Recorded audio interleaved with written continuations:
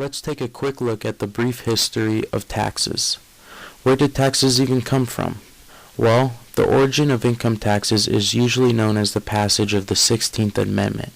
The 16th Amendment was passed by Congress on July 2, 1909, and ratified on February 3, 1913. The history of income tax goes back to the Civil War when Congress passed Revenue Act of 1861. The Revenue Act included a tax on personal incomes to help pay war expenses. 10 years later, this tax was repealed. We're trying to solve a problem here, Billy. Not like this, you're not even looking at the problem. We're very aware of the problem. Okay, good. What's the problem? Our current tax system is the problem. We currently use a marginal tax rate in the U.S. It is very unfair, complicated, confusing, messy, and there are a lot of rules.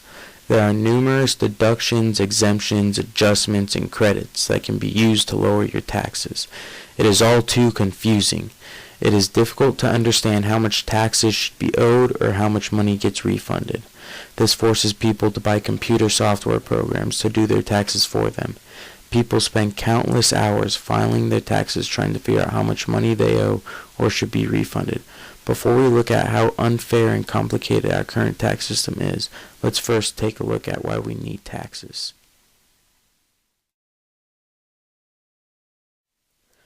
The United States has a big budget. We have to pay for things like schools, roads, hospitals, the military, government employees, national parks, and so forth. The only way to pay for these things is for the government to get money from people and companies. People and companies pay a percentage of their income to the government. This is called the income tax. The government taxes our income so it can have enough money to pay for the things we all need. Congress and the President of the United States are responsible for writing and for approving the tax laws. The Internal Revenue Service, also known as the IRS, is responsible for enforcing the tax law, for collecting taxes, for processing tax returns, for issuing tax refunds, and for turning over the money collected to the U.S. Treasury. The Treasury, in turn, is responsible for paying various government expenses.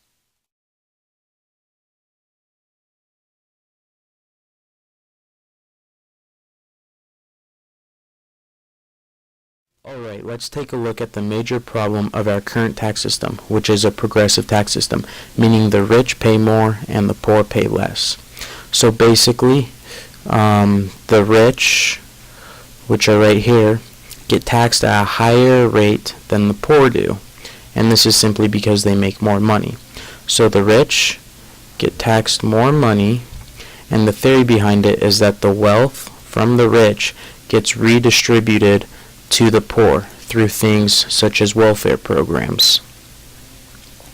And you can see how this creates an incentive for the poor not to work hard because they are practically getting free money from the rich. And you can also see how this makes the rich very upset because they are practically paying for people who don't work. And you can see the major issue here is that it is unfair. And not only is it unfair, it doesn't create any economic growth because no money is being put into cycle.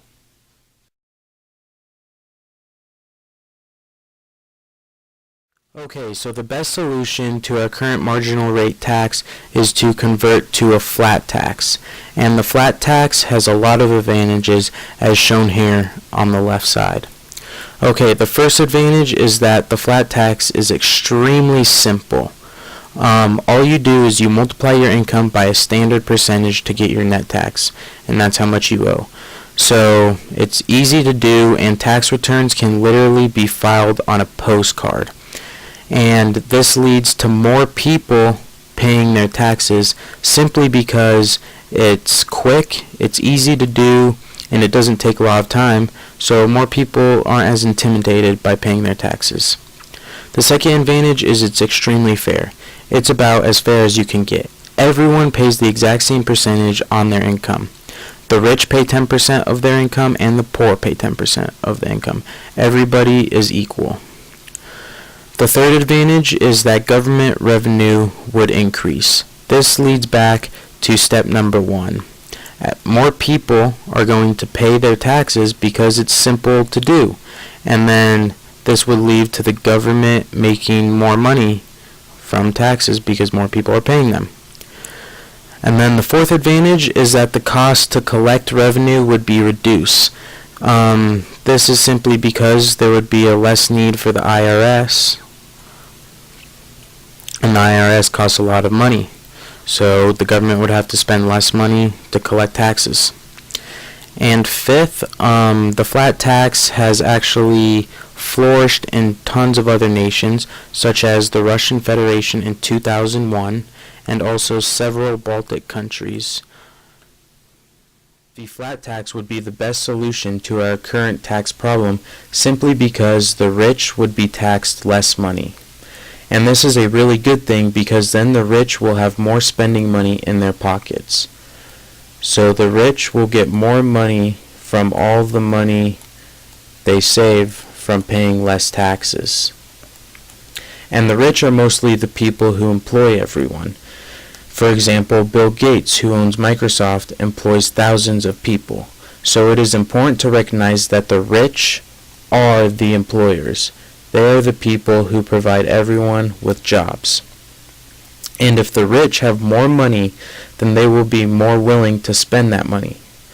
A lot of rich people own corporations and businesses. That's how they make all their money, and that's probably why they're rich. So, with the extra money they got from paying less taxes, they will be more willing to spend that money, and they will reinvest that money back into their business. So all that extra money they saved from lower taxes, they put that money back into their business. And they simply do this because they want to increase their profit. And in order to increase their profit leads me to my next video. Okay, as stated earlier, rich people are going to want to reinvest the extra money they saved from lower taxes back into their business so they can increase their sales and profit. They simply want to make more money, and in order for them to increase their sales and profit, they have to increase their productivity. And in order for productivity to increase, they have to increase their workforce. So these rich people will have to hire more workers in order to produce more product in a shorter amount of time, and thus increase productivity. And as these large corporations hire more workers, then jobs will be created. And as jobs are created, then unemployment will decrease, and this is a very good thing for the economy. Also, in order to increase productivity, jobs will become more demanding, so employee wages will increase. And this will ultimately lead to more people, because the people are the workers. It will lead to more people having more money. And this leads me to my next point. Okay, so let's take a look at how the previous video impacts the economy as a whole. So as a refresher, in the previous video, we declared that jobs are created and employee wages are increased due to businesses and corporations wanting to increase their sales and profit. And as a final result, more people will have more money because more people are employed. And so we want to see how this affects the economy as a whole. So the first thing we need to recognize is that the workers are the consumers, implying that the people who work so they can make money and buy stuff. And then they go ahead and use their money to buy stuff, and that is why we call them consumers. So, as workers make money, they're going to use their money and buy stuff, so they will pump money into the economy. And as they pump money into the economy, they are simply buying stuff from businesses. So consumers buy stuff from businesses, and then businesses make money. As businesses make money, they want to make more money, simply because it is human nature to be greedy. And in order for businesses to make more money, they have to increase their sales and profits. And in order for them to increase their sales and profits, they need to increase their productivity. And in order for them to increase their productivity, they have to hire more workers so they can produce more products in a shorter amount of time. As they hire more workers, unemployment is going to decrease. And this means that more people are going to have more jobs. And as more people get more jobs, as stated in the previous video, this leads to more people having more money. And as more people have more money, they are more willing to spend that money. As more people have more money, they are more willing to spend that money. So that is exactly what they're going to do.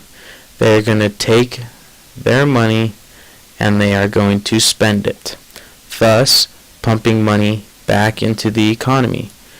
And then the money they pump into the economy, they buy stuff from businesses, and businesses then make money, and businesses will continue to want more money. And then from there, they will increase sales and profits. And then you can see that that then can lead to an increased number of employees, which leads to decrease in employment, which leads to people making more money. And you can see that it is an endless repetitive cycle that continues again and again. It is a chain reaction. Simply, people buy stuff. Then, from there, money gets put into the economy. Then businesses make money. And as businesses make money, they hire more people to increase sales and profits. And then the cycle repeats itself. So the main cycle we really want to take a look at here is going to be, let me go ahead and erase this so we have some more room.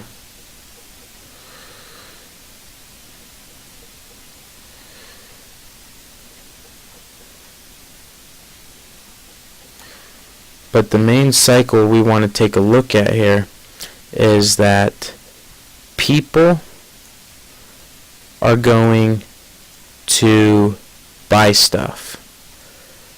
Then, as they buy stuff, businesses make money. So businesses make money. And as businesses make money, they're going to want to hire more people. And then people will have more money. And then they will want to buy more stuff. And then businesses will make more money. So you can see that it is an endless cycle that continues. It's a chain reaction. And thus, this is really good for the economy because one, unemployment decreases, and not only that, but money is continuously being pumped into the economy, so money circulation within the economy is very good. And so in all, the flat tax will create a stable economy with low unemployment and continuous flow of money within the economy. It will create a strong, solid economy. Okay, so for a summary of my solution, it is that we impose a flat tax. And then in doing so, this leads to the rich people having to pay less taxes. And this leads to rich people having more money in their pockets. And then with that extra money, they will want to reinvest that money back into their businesses simply because they want to make more money. So when they reinvest that money back into their business, they will have to hire more workers to increase productivity and ultimately increase profits for them. And then as they hire people, jobs will be created and more people will have more money. And as more people have more money, then they will have more spending money. And they will spend that money to buy stuff from businesses. So then businesses begin to make more money. And as businesses make more money, they will want to make even more money and thus increase profit and thus hiring more employees to expand their business. And then the cycle repeats. As they hire more people, jobs are created and more people have more money. Then as more people have more money, they want to spend that money and they give that money to businesses.